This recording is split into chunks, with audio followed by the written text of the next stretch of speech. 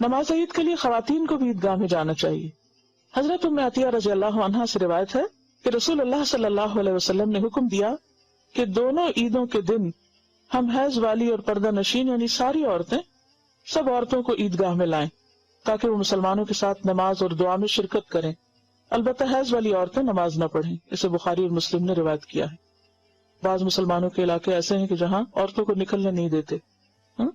تب یہ جو عید کا موقع ہے خوشی کا موقع ہے، اور اس خوشی میں سب کو ایک دوسرے کے ساتھ ملنا جلنا اور ایک دوسرے کے ساتھ شریک ہونا جو ہے اس خوشی میں اضافہ کرتا ہے.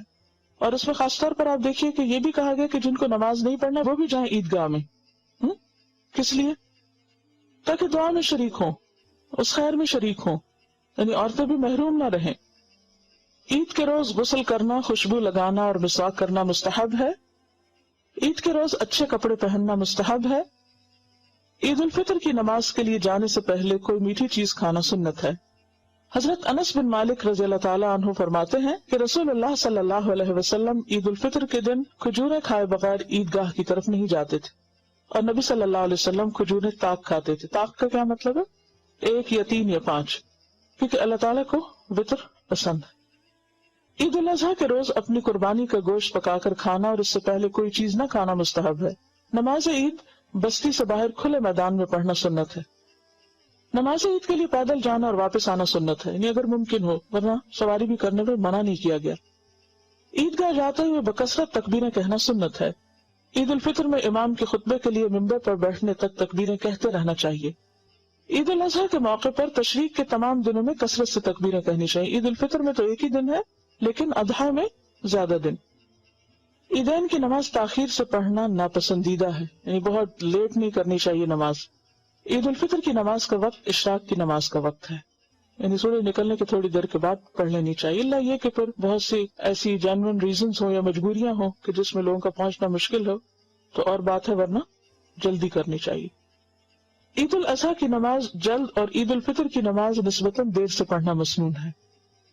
عید الفطر اور عید الاضحیٰ کی نماز 2 رکعت ہے. نماز عید کے لیے آذان ہے نہ اقامت.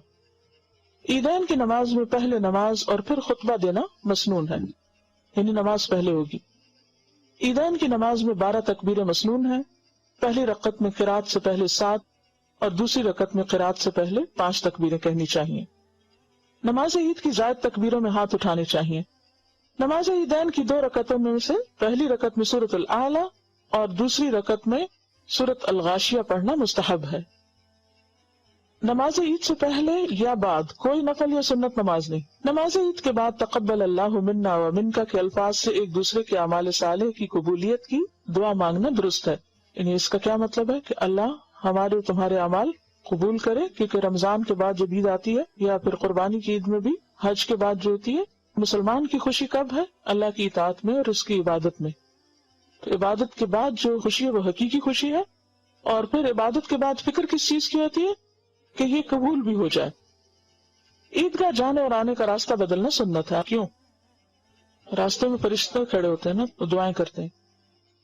اگر جمعہ کے روز عید آ جائے تو دونوں پڑھنے بہتر ہیں، لیکن عید پڑھنے کے بعد اگر جمعہ کی بجائے صرف نماز ظہر ادا کی جائے تو بھی درست ہے.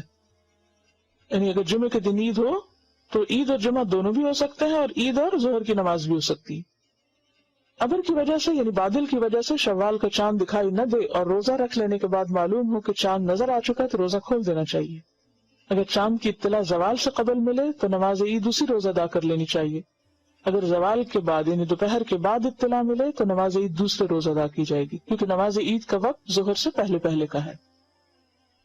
اگر کسی کو عید کی نماز نہ مل سکے، رش میں پھنس گئے یا بیماری کی وجہ سے عیدگاہ نہ جا سکے، تو اسے 2 رکعت تنہا ادا کر لینی چاہیے. جیسے اگر آپ لوگوں کو کوئی لے جانے والا نہیں ہے، کوئی بھی ایسا مسئلہ ہے، تو گھر میں آپ 2 نفل پڑھ لیں. عید کے روز روزہ رکھنا منع ہے، یعنی عید کے دن روزہ نہیں رکھنا آپ کو، اس دن عید ہی کرنی ہے. اور اس میں عید سے پہلے آپ کو فطرانہ بھی دینا ہوتا ہے. ٹھیک ہے، ضروری نہیں ہوتا شوال کے روزوں کے لیے کہ نیکسٹ ڈے ہی ہم عید کے ضرور رکھیں. آپ جس وقت چاہیں بس شوال کے اندر رکھ لیں، اور یہ 6 روزے ہوتے ہیں. تو ایسا ہے اب آپ کے لیے کہ آپ کیا کریں، اچھی سی عید منائیں، خوب تکبیریں پڑھیں اور دعائیں کریں، ویڈیو کے نیچے سبسکرائب کے بٹن پہ کلک کریں، بیل کے آئیکن پہ کلک کیجئے تاکہ ہر نئی ویڈیو کی نوٹیفیکیشن